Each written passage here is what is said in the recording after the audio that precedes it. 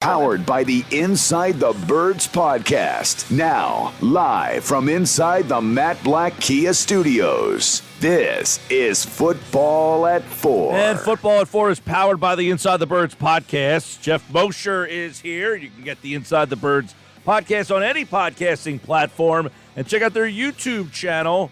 Just search Inside the Birds. It's brought to you by Bet365. Whatever the sport, whatever the moment, it's never ordinary at Bet365. Let's bring Geoff Mosher in to the conversation and get some thoughts on the Eagles, who, by the way, have just released Christian Ellis. So he is gone. That makes room for Shaq Leonard. But what does it say, Geoff Mosher, where the guy who got all the snaps on Sunday has already been terminated?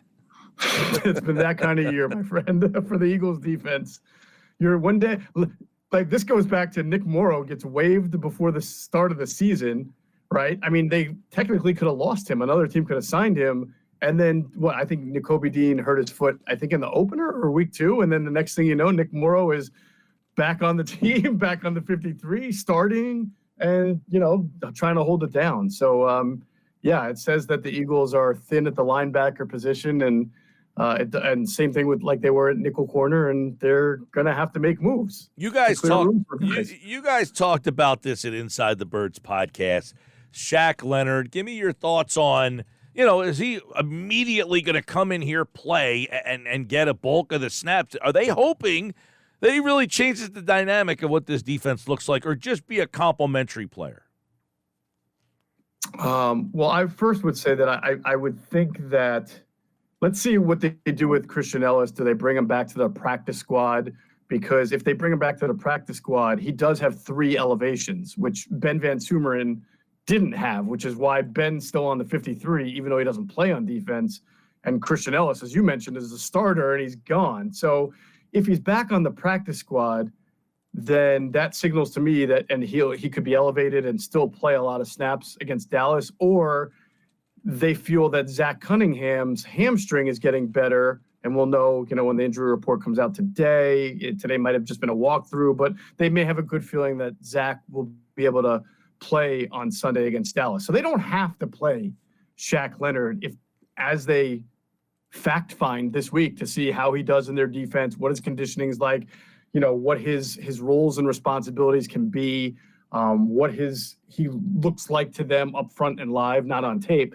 As they do that fact finding this week, they still have other guys that they can play and hold that position down. But I think, if they like what they see, Mike, it wouldn't surprise me if there's a package of plays that Zach Cunningham can be involved with against Dallas, maybe short yardage, goal line, just to kind of get him in there and get him acclimated. But, do I think he's going to play 95% of the snaps? No, I'd be sort of shocked if he played even a significant number of snaps. Yeah, I mean, do they look at him as a compliment to Zach Cunningham, that those two guys will play together, do you think? I mean, is that where they see this long term? I am not going to be the guy that comes on and sometimes you hear this and tries to pretend that they know how this thing is going to work out or what anything I'd say would just sort of be conjecture. But that's the interesting part about this, Moshe. It doesn't to me, it's such a weird thing. You have a guy who was an all-pro, a star in this league, got paid money at a position that doesn't get paid money, and they just cut him on a team. It's not like this team was 1-10 and they said, okay, we're going to let, you see this a lot now. Teams out of the playoffs, we'll cut you. It's kind of like the NFL's version of the NBA buyout. Like, hey, Adrian Amos, go find a job. Ryan Logan, go find a job. They did this with a player on a team that's in the playoffs right now. And yet nobody's seemingly saying the reason why they did this was he can't play, or, hey, they just had a different role. Well, why was his role different? Well, because he couldn't play. Like, no one's seemingly saying that he got cut because he can't play. That's the odd thing to me about, here's a guy who was a all-pro player, got cut, and no one seems to have a reason why. Yeah, listen, on Inside the Birds, we're not saying that, and we know what the reason is. We've talked to some people, and clearly, as you just mentioned, the Colts feel like he is not a good enough player to have on their 53, and they are a playoff contending team. So, but that's a different I don't want to all of a sudden say that means he's terrible and can't play. I mean, there have been certain examples of you see that happening, that a guy goes somewhere else and becomes a decent role. Chris Long, the Patriots were, he was there for a year. He didn't really do much. They played him out of position as like a 3 technique in the nickel. And then he comes to the Eagles, goes back to the edge, plays in a situational pass rush, right? And all of a sudden the juice came back to him for a year or two. I'm not saying that's going to happen to Shaq Leonard, but my point is, different role, different defense, different talent around, different responsibilities. And that's the coach's job to figure out how you can best use this guy. Then maybe he helps you. And again, you're not asking him to come in and be the best linebacker. You're asking him to come in and be better than Christian Ellis. Can he be? Maybe, probably. Would it be surprising if he's not? I don't think I don't know. But I guess nothing would shock me. I mean, we really just have to see. Well, I mean, this is akin. Is it more of akin? Would you compare it to like, hey, they went out and got Sue and Joseph last year. Those were 2 guys that helped you, but didn't they weren't like impact players. Right. I mean, I would argue that Linval Joseph was actually more of an impact player than we realized, when they signed him, because he wound up becoming the starter even when Jordan Davis overcame the ankle injury and came back, because he was playing better than Jordan Davis. And he was such a veteran, knew what to do with his role. And there were times where he really helped them out. I think the difference between like a Sue and Linval is that, yes, they were free agents, meaning quote unquote, nobody wanted them, but they weren't being paid not to play. They were just kind of being selective. They were older players. They had already played for several teams. And as you get older in the NFL, teams are always looking for younger and cheaper, right? So these guys were being selective, whereas Darius Leonard is being paid not to play. Yeah. And it's not like there's a bunch of teams lining up to sign him other than Dallas and Philadelphia. So, but that doesn't mean he can't help them. I don't want to sound negative. I don't want to dismiss that this guy can come in and help. He certainly can. It's just that there's we just have to see how he plays in this system. Geoff Mosher, Football at 4 from Inside the Birds podcast. Justin Evans, that whole story, I guess he's going to be done for the year. How does that impact, if at all? I mean, he was a guy who was starting, played a lot, I guess kind of got replaced by Byard, but is this a loss for this team in terms of depth? Or could they have used him as maybe a nickel guy, or are they okay with Roby? I mean, the way they're rolling, Eli Ricks in at certain coverages and Bradley Roby, you can't discount anybody. Sidney Brown's getting in there. He got 7 snaps. So, I mean, the one thing about Sean Desai, like him or not, is he's playing a very wide variety of coverages. And he's also using different personnel within those coverages to just try to maximize guys the best he can. We can argue about whether that's a good idea or not. I mean, I feel like he's just playing the hand that he's dealt and it's his first year. He's trying to figure out what certain guys can do. So to your point, Justin Evans to me takes a little bit of depth away at safety, because right now their third safety is Sidney Brown. He's a rookie. He played 7 snaps. On one of those snaps, he messed up so badly covering Deebo Samuel in zone. He covered him for man. Maybe he thought the coverage was man. This was the play where George Kittle caught the 32-yard ball right on their first touchdown drive. The reason why Kittle is wide open is because Sidney Brown is literally following Deebo Samuel down the field while everybody else is playing a zone. So either he thought it was man coverage, or he just carried that zone all the way out to Ben Salem, because there's no way he should have left his void there to let George Kittle have all that free range. So my point is that his third safety right now is a rookie who's making mistakes. So Justin Evans was not a great player, but he's an experienced player who plays a multiple interior positions, and he would certainly be helpful because, we've seen the injuries. If Sidney Brown's your third safety, who's your fourth safety? Well, it's like Tristan McCollum on the practice squad or Josiah Scott on the practice squad. So it does hurt from a depth standpoint. Now, in the grand scheme of things, it's not like Justin Evans is Troy Polamalu either, or Ed Reed or anything. So it takes away a piece of depth, but it's not like it's a make or break kind of guy either, Yeah. Well, listen, this team looking for ways to kind of improve the defense. And I guess my follow up to what you just kind of talked about, Evans. Okay, this is what they are. This is who they have. This is their personnel. Is this a team that just needs to kind of simplify things on defense? Is there just too much too fast for a lot of these guys? You have impeccable foresight sometimes, Mike, or you and I just have a great chemistry because we have a really awesome analytics writer inside the Birds. I've mentioned him before, Sam Finkel, and I've had him breaking down the last few games and all the different coverages that Sean Desai will play within a certain game. He plays like 8 or 9 coverages in a game, which is a lot. But against a team like San Francisco, Mike, he played his cover 3. That's kind of their fallback coverage when they need to like be sound. He played that more, and that's because San Francisco does so much crazy offensive stuff, right? That you're trying to keep it simple for your back end. So I tend to think. I'm sorry, I just lost whatever your question was. It was about coverage. Should they simplify things in their secondary? Right. So they did simplify. I guess my point was they were more simplified against San Francisco than they ordinarily are. And they did the same thing against Miami and the Rams, teams that use heavy motion and misdirection, where they do keep it a little bit more simple. But you're making a fair point. Should he just? I think some people would argue, say, if he got more simple and just played zone, like kind of like Jonathan Gannon did, then he's going to get even more predictable. Like Jonathan Gannon could at least get the number 2 defense being vanilla because he had really good players. If you take this back end to the defense and play one coverage and say, like, we're just going to be Tampa 2 or, cover 1 zone, like I think you go back to, opening up the floodgates, right, for quarterbacks to pick you apart. Now, if someone wants to say, well, they're already picking them apart, maybe there's an argument to be made for that too. I don't know. I do know, real quick though, I do know that after watching the tape again, the amount of times that this team fails to correctly do the right thing as far as communication and responsibilities on bunch formations or trips formations makes me think that coaching is an issue here. Interesting. Geoff Mosher, InsideTheBirds.com, the Inside the Birds podcast. They blitzed a lot. They did not do too well. Should this team blitz more, as some have suggested?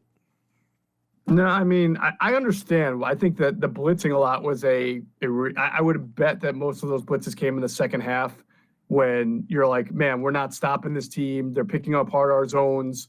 Let's try to speed up Brock Purdy's clock a little bit. Let's try to make him hurried. Because I thought the Eagles' defensive line did not get great pressure against Brock Purdy and the 49ers. That's an area that you have to have if you're the Eagles right now with your back end. You have to get great pressure. I don't think they did a good job of getting great pressure. Good pressure, not great pressure. So I believe that was Sean Desai's response to it, saying I've got to try something differently. It didn't work, but I don't knock the thought process behind that. Let's get to Dallas Goedert, and I would assume I could say his imminent return this week. Is that fair? Feels like that. I mean, it's certainly, he was back on the field last week, limited, which was a good sign. There was a chance earlier in the week or some optimism that he might be able to make it back for that game. So to have an extra week and to be out there, and we'll see what happens when the report comes out if it's not out yet. If he's full at any time this week, I think it's a guarantee. Yeah. So my question more is if he plays, great. Mm-hmm. But what has his absence in your mind, how has that changed this offense? Do you look and say, hey, they lost him more than maybe we give it credit for? Because when I look at Goedert, he's hard to quantify by his catches and his yards because of this offense. You got A.J. Brown, you got Swift, you got Smith, you've got Hurts. He is a very good receiver, but his catches and yards you might just look at and say, well, he hasn't been a big part of the offense. But has his loss been more impactful to this year's offense than it was to last year's team? It's, possibly, Mike. I think Dallas Goedert is what I would call an identity player, meaning like when he's out there, your offense in general has a certain kind of identity. He's so good at not just catching, but making yards after the catch and also blocking. He's a good blocker. So you can run or pass from the same formation without being a tell, right? Because he could stay in there and block, or he can block and then release. He gives you a lot of flexibility. He gives you an identity. He gives you that toughness where if you want to run the ball like they did earlier in the year, he's going to be a big part of that. You want to pass the ball around and make yards after the catch, he's going to do that. When he's out, there's not a next man up. They play a bunch of different – they play 10 personnel with 4 wide receivers. Sometimes they play 12 personnel with 2 different tight ends, Calcaterra and Stoll, who don't do what he does. Sometimes they throw the ball to the running back a little more, and it loses a little bit of their identity. And I think that impacted them in the red zone against the 49ers. They did score 37 points against the Bills, so it's hard to say it hurt them there. But, when you play really good teams, you want to have your identity of what you are. And I think when he's on the field, they have that better. Yeah, the run game is something that I think has been hurt with him out. That's one thing where I don't know that they're as effective in the run game. And the run game just has been a mess all year. I mean, you got a guy out front today, one guy run the ball more. I thought Sirianni handled that pretty well. Hey, I gave him coffee. We understand. But that is something this week. You lost that game. Your warts come out. Everybody throws the daggers. But to me, how you respond this week is more of the story than how you lost the game the week before. 100%. I would say one of the best things about Andy Reid when he was coaching with the Eagles, and even now with the Chiefs, who lost a couple, they lost some big games before they finally won it with the Chiefs, right? Is that Andy always presented the next day, 24 hours later, just like laser focus on to the next one. We don't dwell on it. And I don't think every coach does that well. But I think that that's one of the most important things as a head coach you can do is set that tone after a loss, that it's just a loss. We're done. We're on to the next one. Bill Belichick, we're on to Cincinnati, right?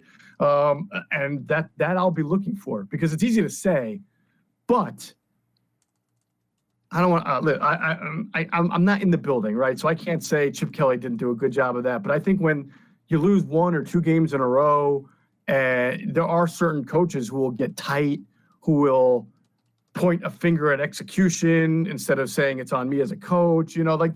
Their body language will suggest that they don't take to losing the right way.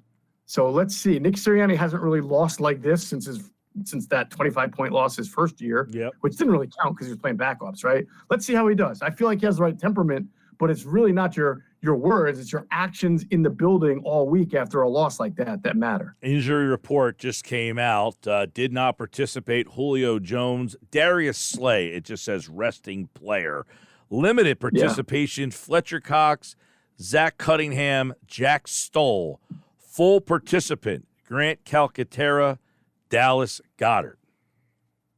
Right. Now, this is a walkthrough, but it's still supposed to be an estimation of what a real practice was like. So as the Eagles are being up and up, which I believe that they are, tomorrow when they have a real practice, you would expect to see Dallas Goedert be a full participant, unless he had a setback, which is kind of hard to do in a walkthrough, but I don't know, he could slip and fall at his home, you know what I'm saying? But he really should be a full participant tomorrow unless something weird happens to him.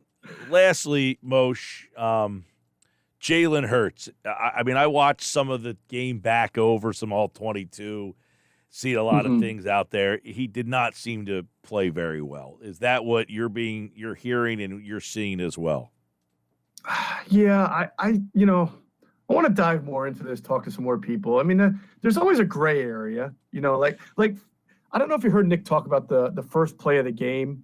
It was a great question by Jimmy Kempski, where the 49ers look like they're in a cover 2, and then at the snap, one of the safeties runs in toward the line, toward the box, right? So it really becomes cover 1.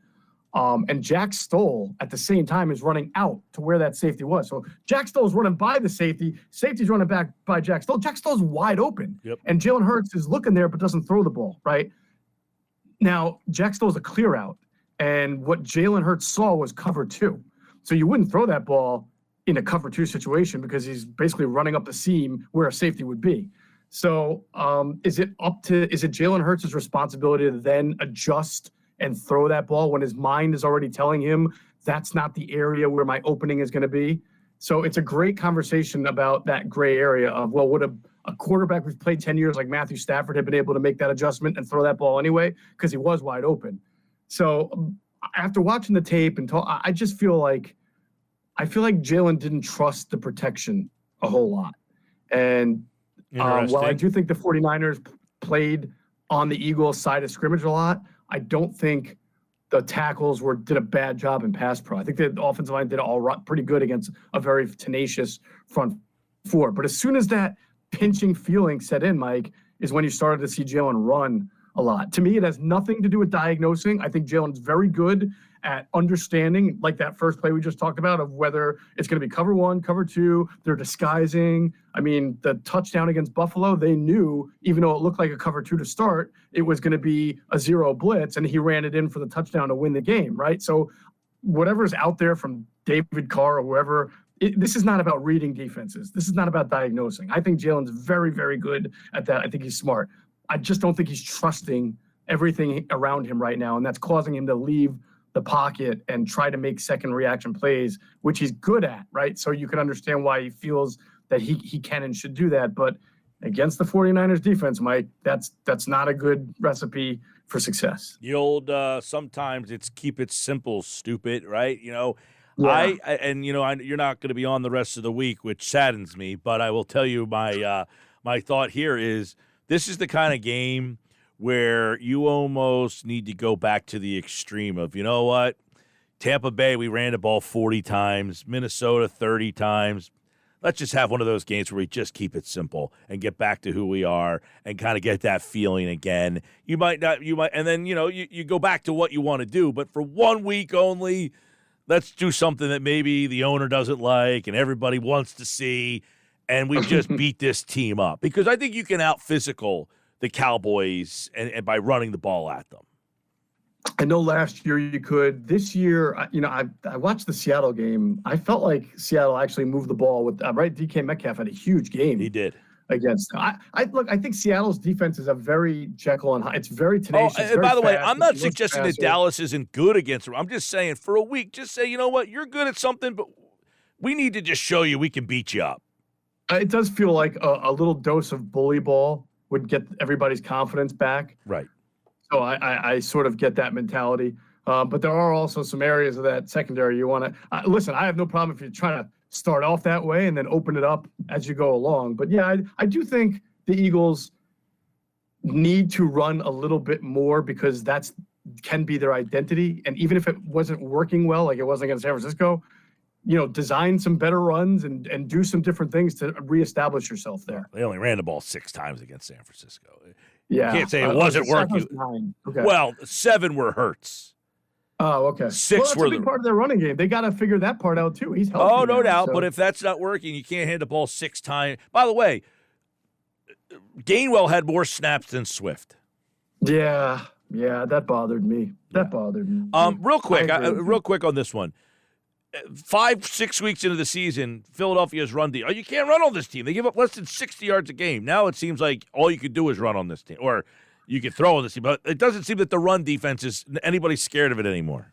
Yeah, I think they're running. I definitely noticed this too against Kansas City, where they really attacked the edges with Pacheco. Not as much up the middle, right? And then Buffalo surprised me. Yeah, and sometimes listen. We see this with the Eagles. When you have a running quarterback like Josh Allen, you're not afraid to run the ball against good run defenses because you know that the defense has to account for Josh Allen's ability to run too. So they're sort of playing that half a man concept. I'm in, I'm out, I'm worried about this guy, I'm worried about that guy. But yeah, I do think that, maybe the linebacker injuries have hurt. And, Jordan, it's not the D-line. I think they're playing really well. I just think it's the back seven's hurting them right now in a lot of different ways. All right, Geoff Mosher from the Inside the Birds podcast. You can get that on all podcasting platforms. And check out their YouTube channel. Just search Inside the Birds. That's Geoff Mosher, and we'll talk to you on Monday, my friend. Oh, no, I'm saddened. It's going to be 5 or 6 days, Mike. I will call you when this show is over tonight. How about that? That sounds good. All right, man. Buddy. All right, see you. Geoff Mosher, everybody, here on the Sports Bash Live on 97.3 ESPN, the 97.3 ESPN free mobile app.